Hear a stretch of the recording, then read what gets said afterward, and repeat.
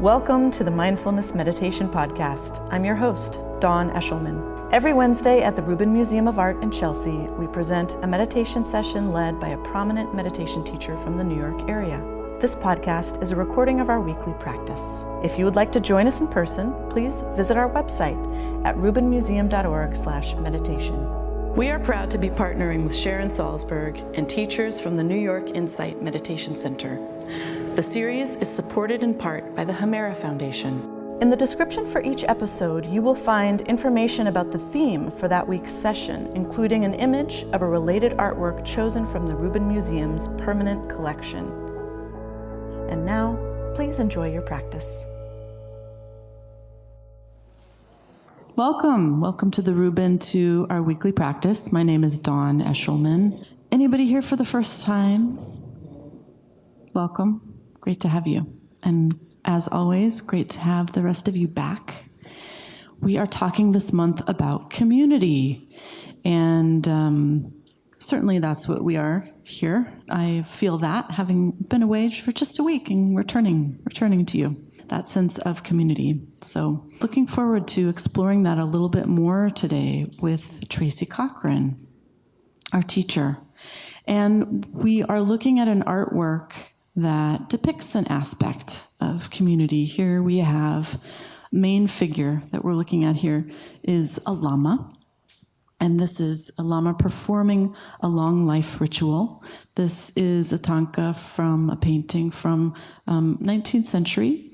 And the long life ritual is a very common ritual that's practiced in Buddhist tradition. He is seated and holding in his right hand a vajra, or a scepter, which is often used as a ritual instrument, and then in his left hand holding a vase that symbolizes long life.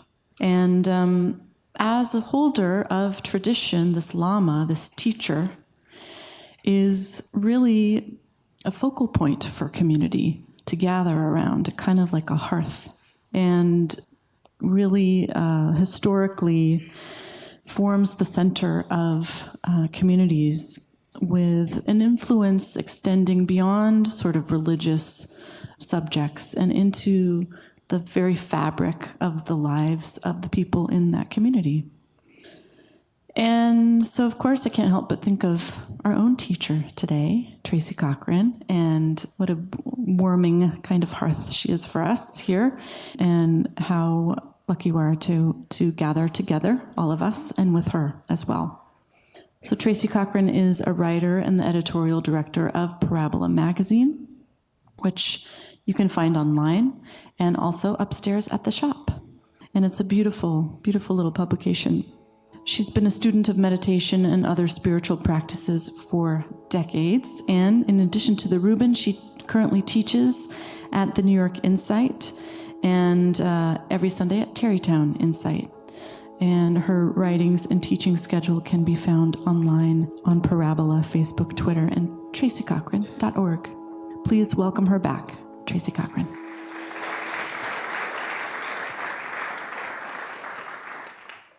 I'm delighted to be back. I'm tempted to ask you all how your week was, because I was here last week, so it's a great pleasure to be back so soon.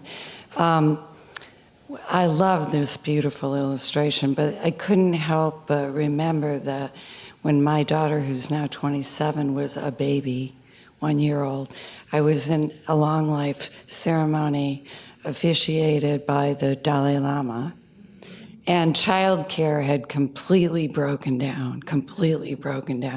So I had this wild baby covered with mashed up graham crackers and grape juice. And the Tibetans were like, bring the baby in. They were completely relaxed about this chaos. And have the baby, there was some kind of magical yogurt, have the baby eat the yogurt. But my point is that they were accepting everything that came, welcoming it. And when I come here, I always so look forward to coming here. I'm reminded of that story, Stone Soup. where the impoverished soldier is in town and no one in the village trusts him. So he sets up a kettle and builds a fire and says he's making the most delicious stone soup, and he invites everyone to bring something. And they do. They're so excited to see how delicious it will be with their potatoes and their carrots, their onions. And I feel that when we come together in this room, it's like stone soup. We each bring something. You might be feeling very happy today and loving the weather. And for some of us, this weather is shot through with a kind of poignancy because it's autumn. And we're very aware of the passage of time. I had my sister here for a couple of days because she's from Florida, and she was avoiding the hurricane. So I took her apple picking to cheer her up, because apple picking is very available where I live. It's a long trip down here, but if you want to go to a farm, it's very close. And I realized when we went to the orchard, inevitably, as beautiful as it was, there was that poignancy of the leaves changing, of another year passing. So, being a student of meditation for 40 years, the first thing I did was medicate my feelings with apple cider donuts. I did. I couldn't help it. It was like a natural human reflex. And while I was eating these donuts, because they were so incredibly fresh, it seemed completely fulfilling and the perfect way to stop time. But that moment passed. I tried apple pie later. That moment passed. So the Buddha said, as he lay dying, to his most beloved attendant, Ananda, he said, Ananda, be an island unto yourself. Be a refuge unto yourself. Some of you know this passage as be a light or a lamp, but this is another translation, be an island. And they think it's an even earlier translation. So what does this have to do with being in community?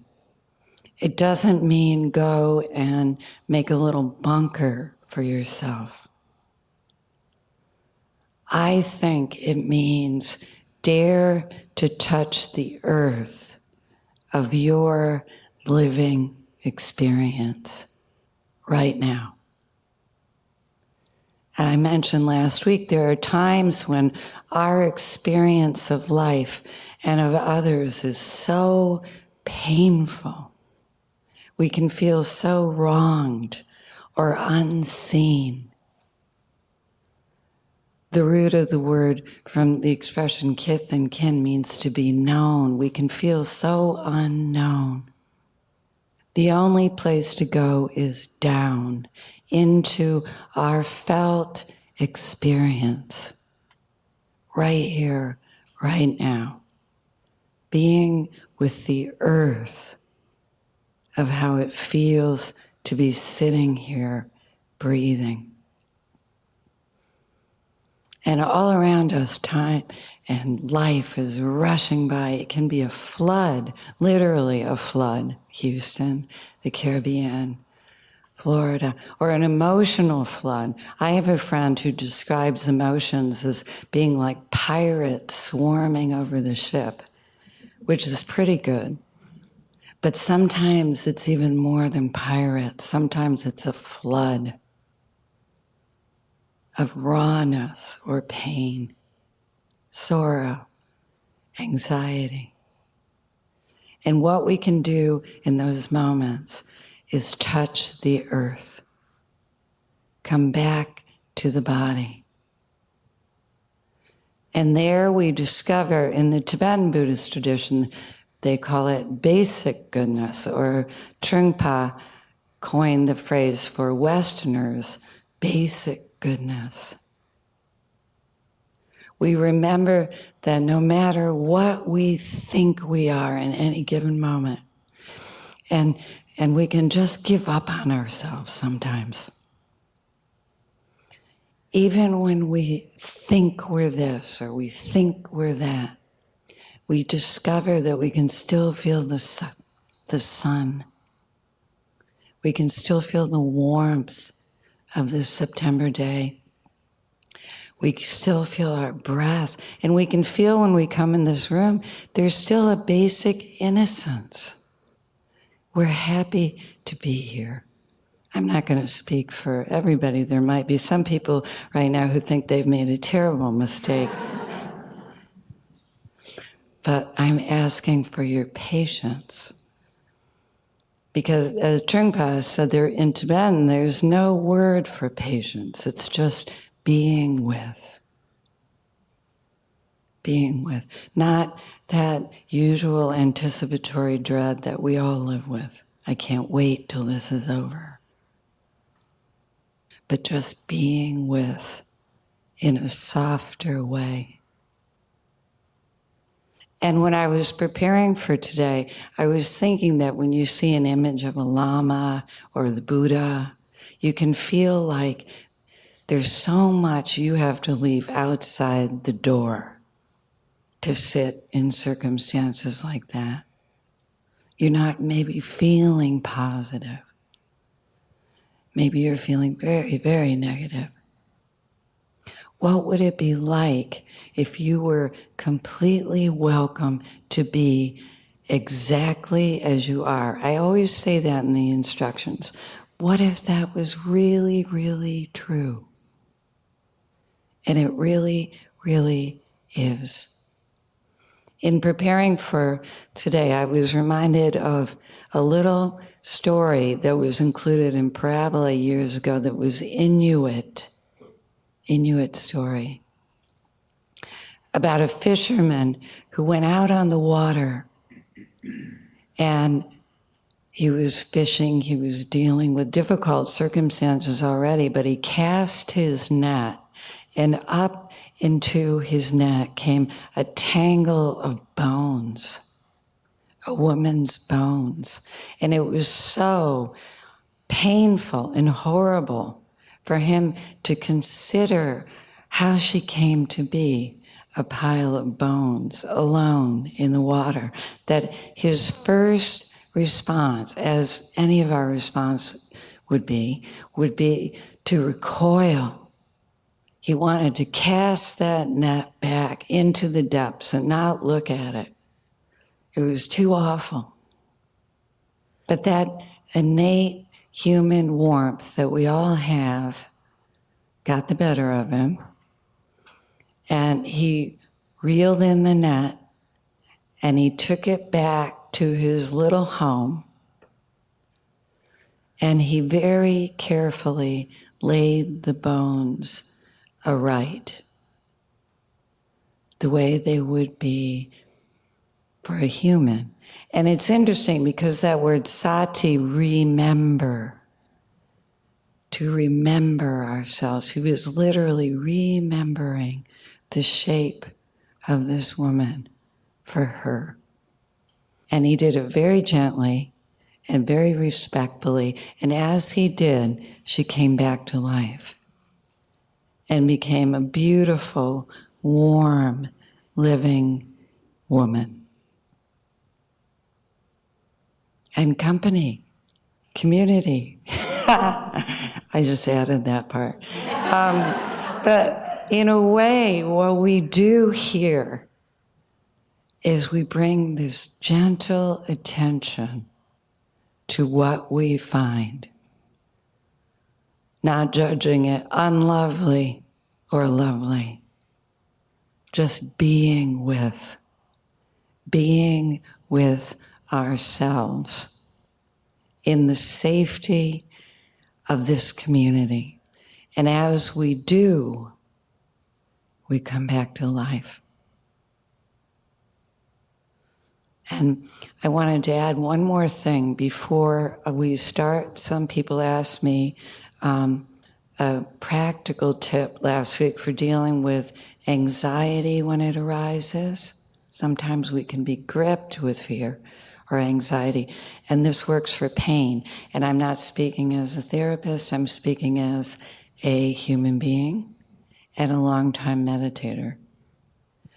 It can be very helpful to breathe in slowly and breathe out more slowly.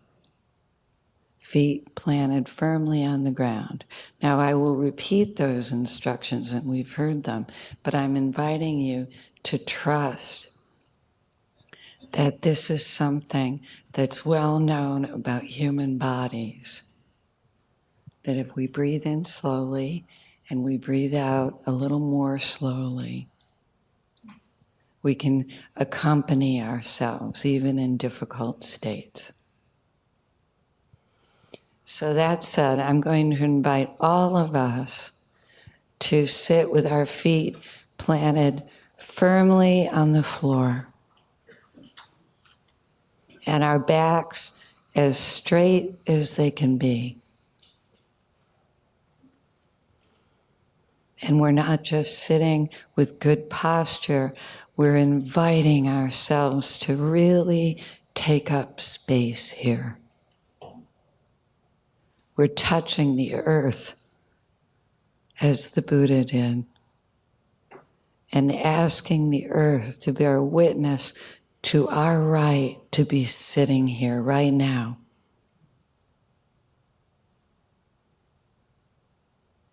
In the company of this Lama and the Buddhas and each other.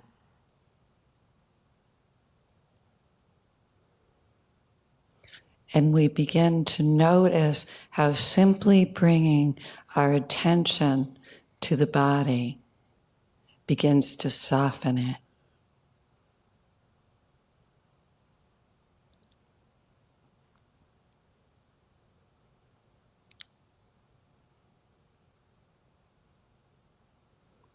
And as the body begins to soften, we don't ask great results of it, we let it be.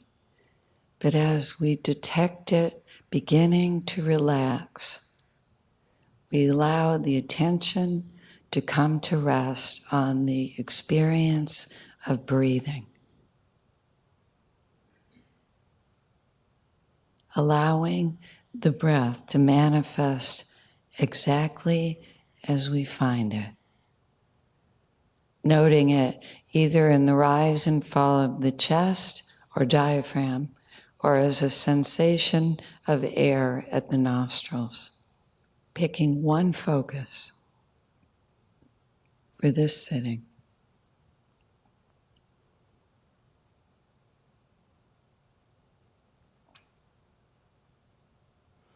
And immediately, especially if we're new to the practice, we're going to notice thinking and sensing and memories and judgments and all kinds of things arising. And we allow everything to happen to us with no judgment. And when we notice we're tangled up in thinking, we gently bring the attention home to the breath and to the sensation of being in this body right now, breathing.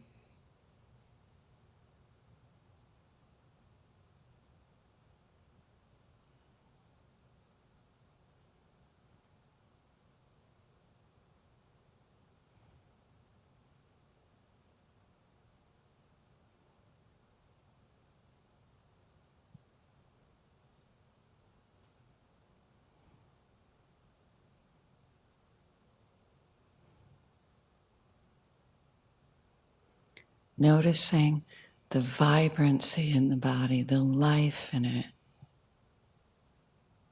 There is awareness in us that's not separate from the sensation of sitting here.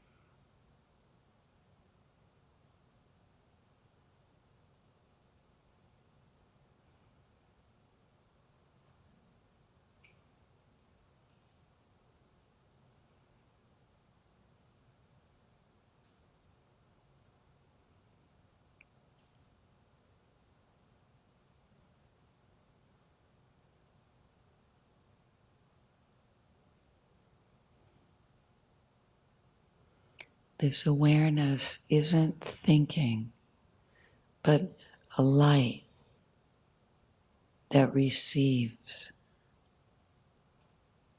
without judgment.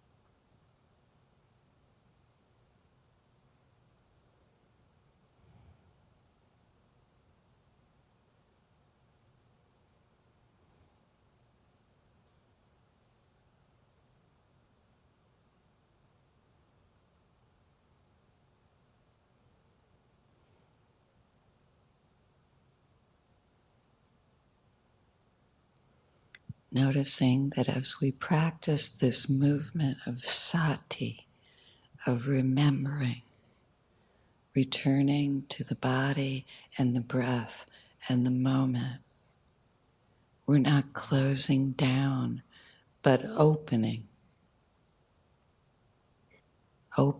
to life.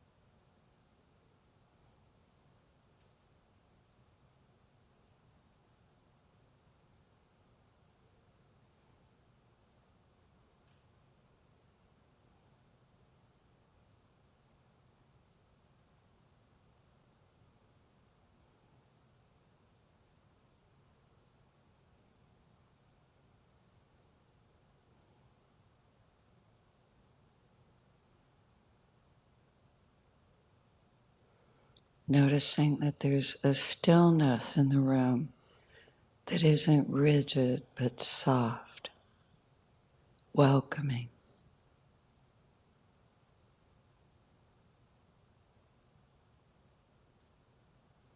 It's an invitation to return.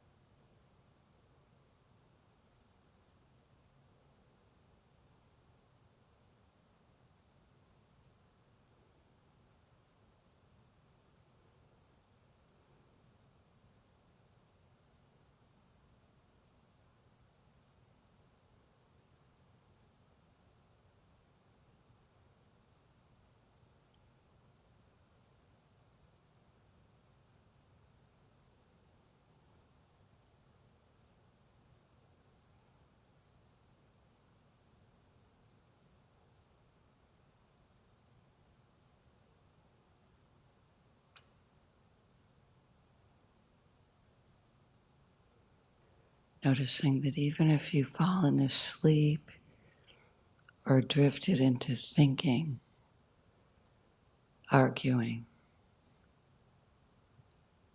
difficult emotions, you can gently notice this and come home and feel completely welcome, met by a light of attention that has no judgment.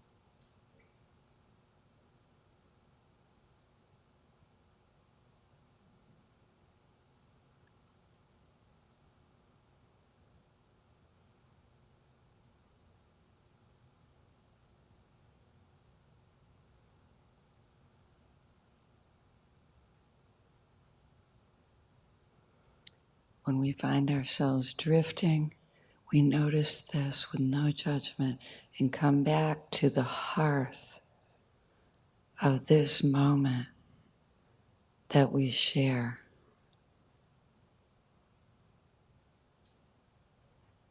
This life.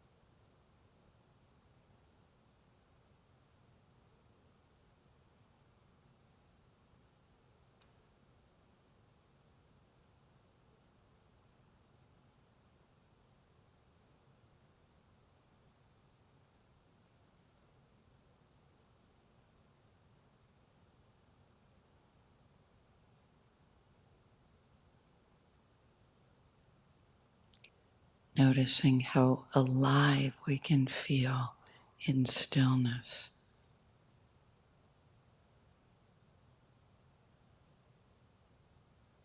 How present and open.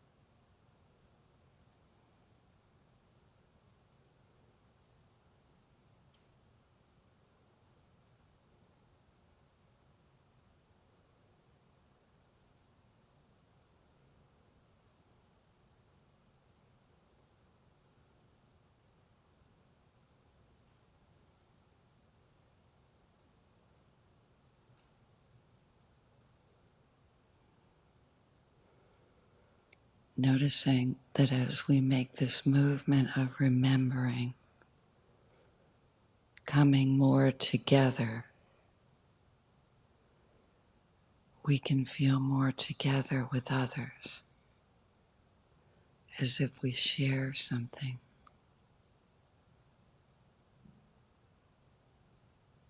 An awareness of the present moment.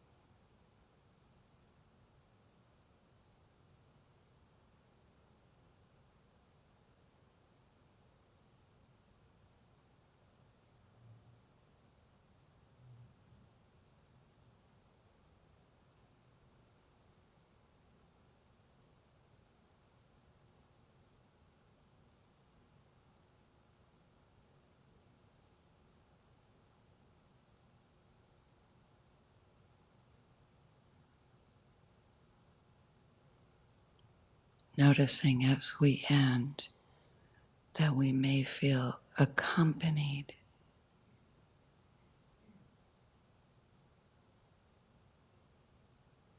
not alone.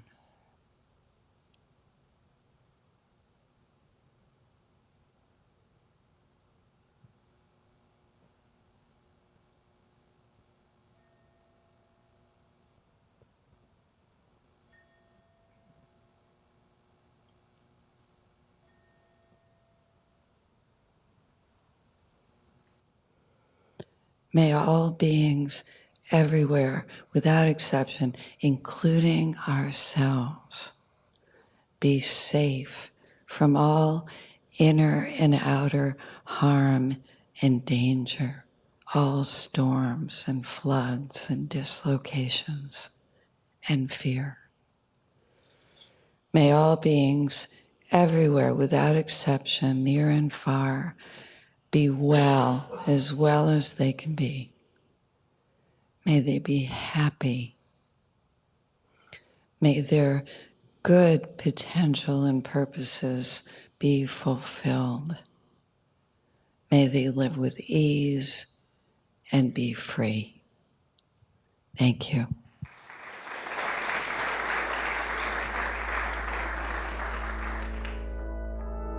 That concludes this week's practice.